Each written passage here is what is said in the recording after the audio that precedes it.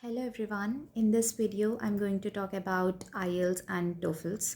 Majority of the students who wants to pursue a master's in fall 2022 are taking their English proficiency test in this month, and these are the two mistakes that I have done, and I wish that somebody would have told me before I took exam.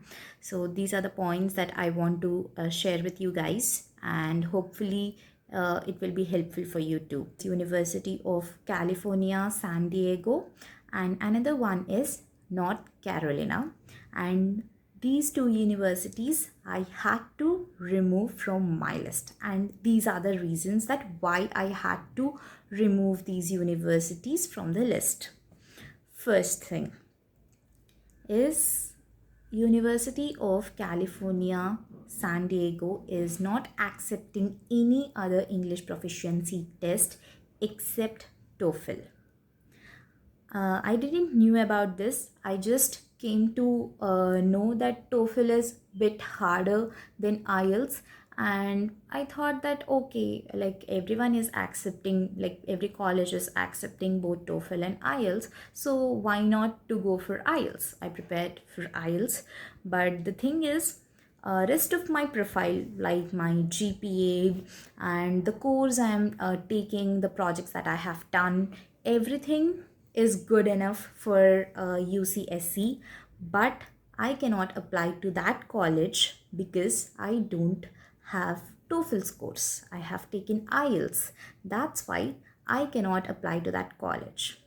So make sure that if your overall profile is extremely good, and if you have few particular colleges, like dream colleges, that I really want to go to this college, if you have those colleges in your mind, just make sure to go through their website. Don't go through other websites apart from their official website. Go through their official website and check that what are the admission requirements, because even UCSC is accepting IELTS score, but only for few particular courses. It is not accepting IELTS or any other test for computer science major. So TOEFL is mandatory for that college. So I would suggest that definitely you should go through the colleges which are matching your profile, because you can't change your GPA, you can't change the research and the other stuff you have done. So make sure you do that, because now I really don't know, man, because that is one of the most reputed college and I can't even apply to that college now. Okay, this is one point regarding TOEFL, because there are few particular universities, not every, actually majority of the universities are accepting for mention. And don't forget to check your course, because maybe if you're taking some other course, like maybe in data science or artificial intelligence, they might accept those course, and when it come to computer science, they might not accept that particular course. So don't forget to check before you give exam or before you plan to study. This is one thing that I want to tell about, that I wanted to tell about TOEFL. And another thing is IELTS. I was familiar with this thing that okay, 6.5 overall band is required with no band less than 6. I thought okay, no band less than 6 is required, so I gave majority of my time for speaking rather than writing. Actually, to be super honest, I actually wrote plenty of essays and all that stuff in my schools, and even in my college I was in a drafting team where I used to draft so many letters and essays, all that stuff. So I personally thought that okay, I'm good at writing. I know the structure, I know the tips and strategy, and I know how to manage time. And I thought okay, it's just about ideas. So I didn't keep any effort in writing, so I utilized most of my time in other sections, and I actually did well.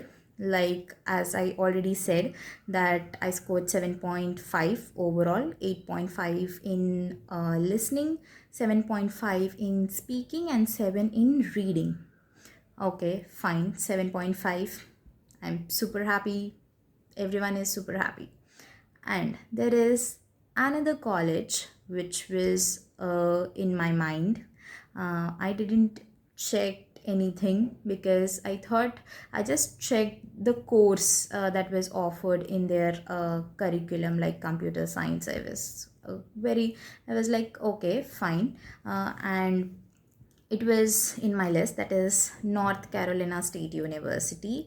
That is also one of the top universities in US for computer science and engineering major.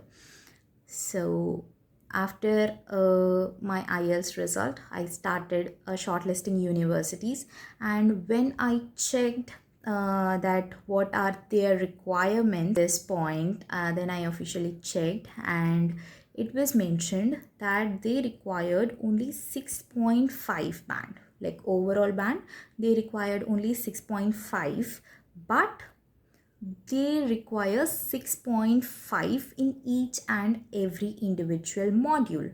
They won't accept those applications even though they have good score, but less than 6.5 in each module. So I can't even apply to North Carolina. I can't even apply to San Diego, University of California, San Diego. So yeah, these are the mistakes that I have done. And so before you prepare for your exams, before you write, just plan accordingly.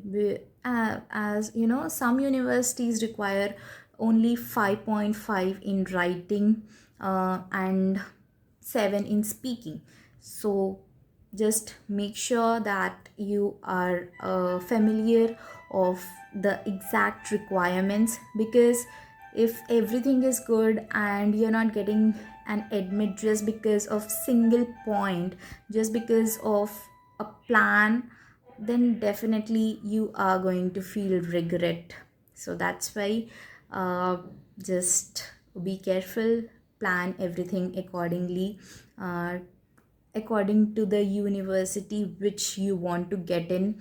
And I think this is the mistake that I have done, because shortlisting universities after getting scores is not a good thing. I think preparing yourself in such a way that you get those scores to get into your dream college is a nice plan. Even now I feel that i I wish I would have studied much more in my second year, because I scored a bit less GPA in my second year. So I really wish I would have studied so hard that I would have gotten into some very good university. So yes, these are the points that you have to keep in your mind and plan accordingly. And all the best, guys. Bye bye.